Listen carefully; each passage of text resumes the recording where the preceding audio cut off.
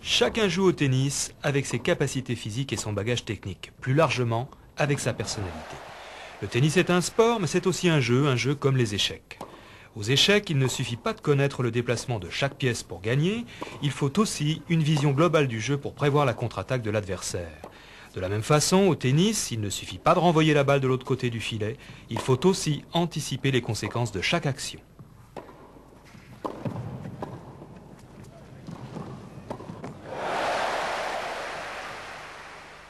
Au tennis, la stratégie est un élément primordial pour gagner.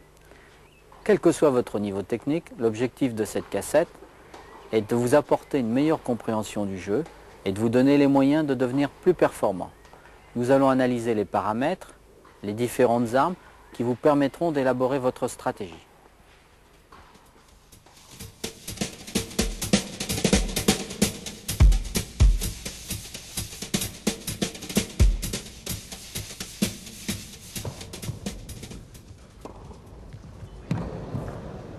Belle défense de Svensson.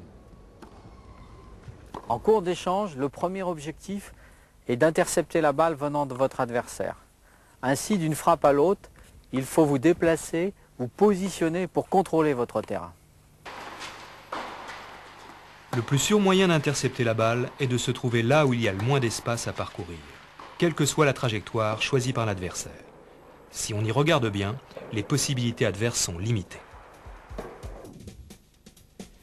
Pour un point de frappe donné, il n'existe qu'un certain nombre de trajectoires de balles passant par-dessus le filet sans sortir du terrain. Les deux trajectoires adverses extrêmes forment un angle qui couvre toutes les possibilités de trajet de balle. La position de contrôle optimum du terrain se situe donc sur la bisectrice de cet angle.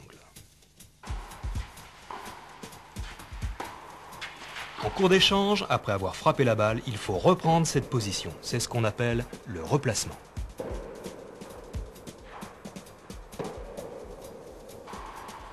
La bisectrice de replacement est un repère de positionnement latéral. En pratique, il faut aussi contrôler son terrain du fond du court jusqu'au filet. Devant soi, on doit pouvoir aller chercher la balle, derrière soi, elle ne doit pas passer. Contrôler son terrain, c'est le contrôler devant soi et derrière soi. Si le joueur est loin sur la bisectrice, il a une trop grande largeur à contrôler. Et en plus, il n'aura pas les balles courtes.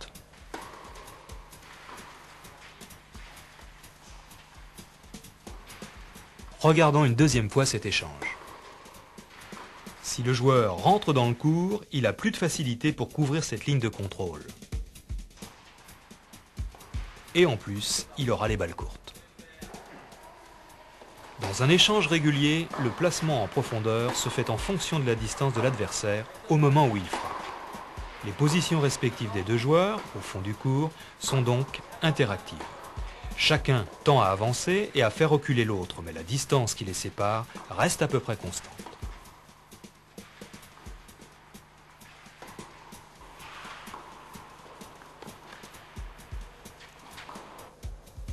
Quand les positions des joueurs sont équilibrées, chacun doit couvrir une ligne de contrôle normale sur l'angle d'attaque de son adversaire.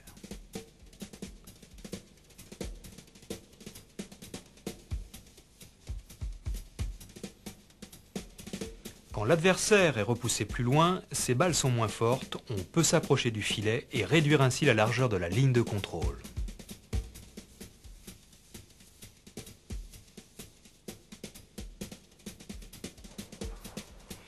On observe que la bisectrice de replacement coupe la ligne médiane du terrain en montant vers le filet. Ainsi, le joueur qui monte au filet doit donc se retrouver du même côté que l'adversaire.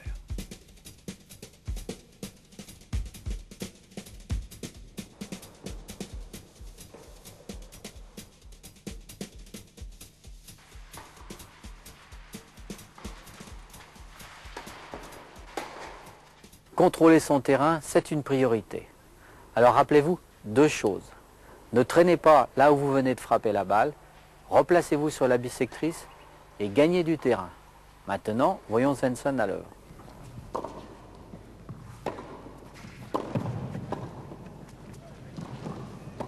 Nous avons vu l'intérêt d'avancer pour contrôler son terrain.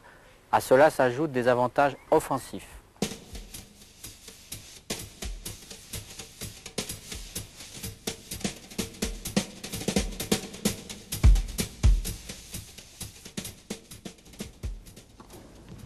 Comme tout spectateur, vous avez constaté que les grands joueurs montent au filet pour conclure le point dès qu'ils en ont l'occasion. En fait, ce choix tactique est le cas le plus visible d'une logique d'agressivité permanente. 3 raisons offensives importantes expliquent cette volonté des joueurs de gagner du terrain. La première, c'est que le joueur qui se rapproche du filet va élargir son angle d'attaque. En avançant vers le filet, le joueur peut disposer d'une plus grande surface de terrain adverse. Il pourra contraindre son adversaire à parcourir une plus grande distance pour essayer de réceptionner son attaque.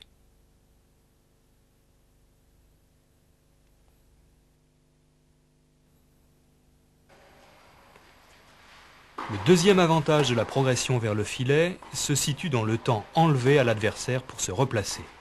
En effet, celui qui s'avance vient couper la trajectoire de la balle, il diminue donc le temps de replacement laissé à l'adversaire.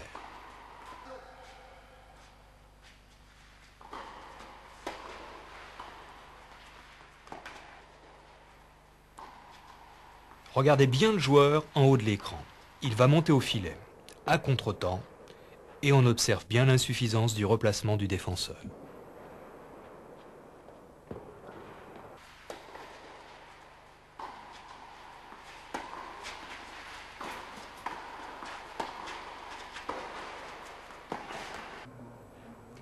Le troisième avantage est le gain de puissance du coup décoché. En effet, celui qui progresse vers le filet récupère à son compte la vitesse plus importante de la balle prise plus tôt. Ayant élargi son angle d'attaque, il bénéficie d'une cible de surface adverse plus large. Il peut donc frapper très fort avec une marge de sécurité plus grande. Sans forcément monter jusqu'au filet. Les champions ont ce souci constant de rentrer dans le court en jouant la balle le plus tôt possible. Il s'instaure alors une pression réciproque, chacun essayant de gagner du terrain et de faire reculer l'adversaire. Tant pour mieux défendre que pour attaquer, vous aussi ayez ce souci constant de progresser vers l'adversaire.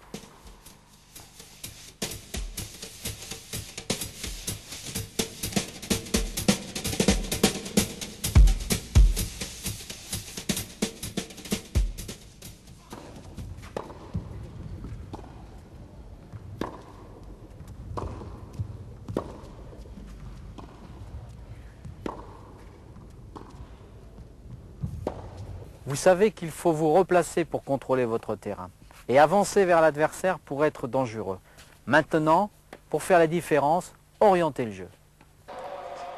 Un joueur qui va frapper la balle a 2 possibilités d'orienter le jeu, jouer en ligne ou jouer croisé. S'il a la maîtrise de la situation, il choisit de jouer en ligne ou de jouer croisé en fonction de la position de l'adversaire. Souvent, pour conclure, il jouera dans l'espace libre.